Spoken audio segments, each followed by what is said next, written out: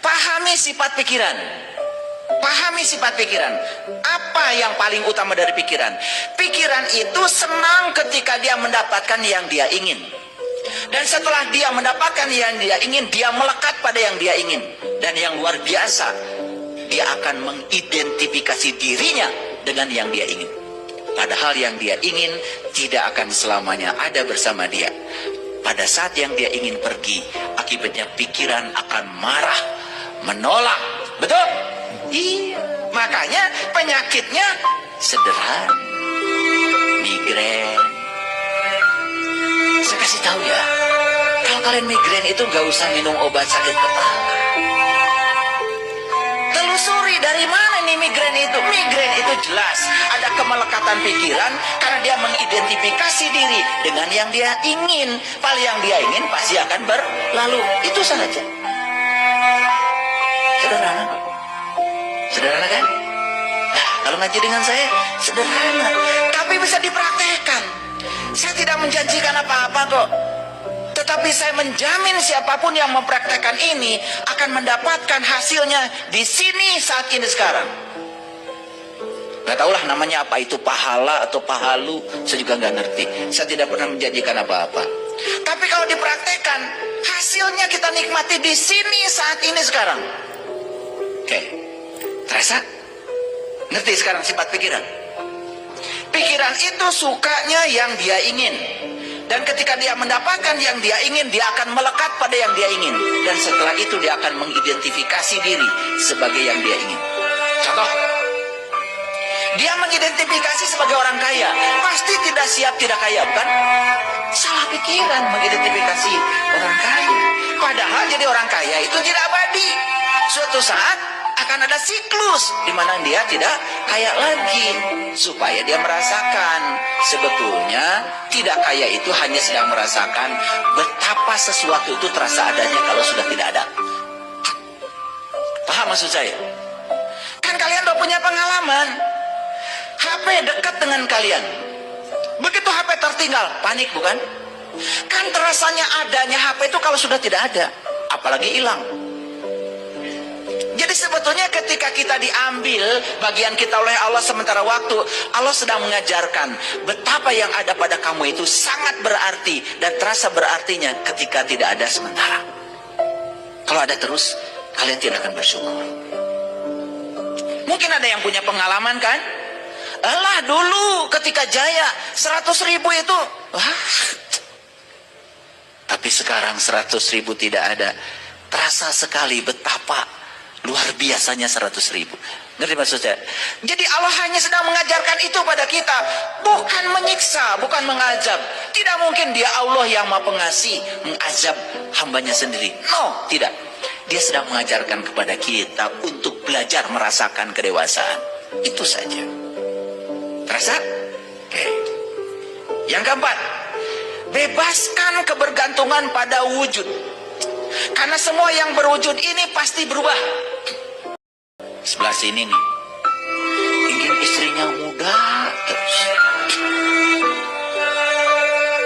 Kemudian diidentifikasi oleh pikiran bahwa istri saya tetap cantik, tetap muda. Faktanya berubah. Saat berubah pikiran gak nerima, kan mulai mikir tuh, cari yang diinginkan pikiran. Saya harus kasih contoh, karena kalau dikasih contoh kalian tuh susah ngertinya. Ngerti maksud saya? Ya sama yang sebelah sini juga jangan tertawa dulu. Diidentifikasi suaminya gagah, betul nggak? Jalannya tegap, betul nggak? Iya, nggak perlu pakai obat kuat. Lah kemudian loyo, peot, lah karena perubahan.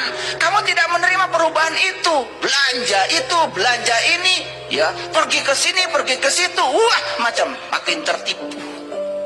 Karena pikiran mengidentifikasi kalau suami saya gagah dan muda. Kan pikiran yang membuat kita menderita, bukan fakta, bukan realita. Kita tidak ikut realita, tidak ikut perubahan. Jadi dikunci oleh pikiran kita sendiri. Betul apa tidak? Dulu ke pasar beli sayuran. Sekarang perginya nggak ke pasar, cari toko obat-obat, melawan hukum alam. Tuh kan ketawa, betul? Ya rumasa. Ini maksud saya. Bebaskan kebergantungan pada wujud. Lihat saya semuanya. Karena semua yang berwujud tidak pernah tidak berubah. Betul nggak? Oke. Clear? Jadi biarkan yang berwujud juga pergi. Biarkan yang berwujud itu mengalami proses evolusi. Jangan ditahan oleh pikiran. Ketika ilmu rahasia ini sudah kita dapatkan, apa yang terjadi? Nih, saya mengumpulkan ilmu rahasia ini dalam perjalanan hidup saya yang panjang. Dan ternyata begitu diterapkan, adem. Adem. Makanya saya bagikan. Saya ini seorang ilmuwan. Jadi kalau saya mau menyampaikan sesuatu, saya riset dulu. Saya coba diselami dulu, baru saya bagikan. Ini bukan hasil kiriman WA kayak kalian itu. Ya kan kalian kebiasaan, betul nggak? Iya.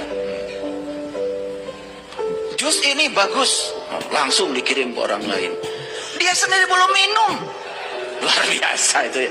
Kalian itu senang berbagi sesuatu yang bodong, ya, kebiasaan itu.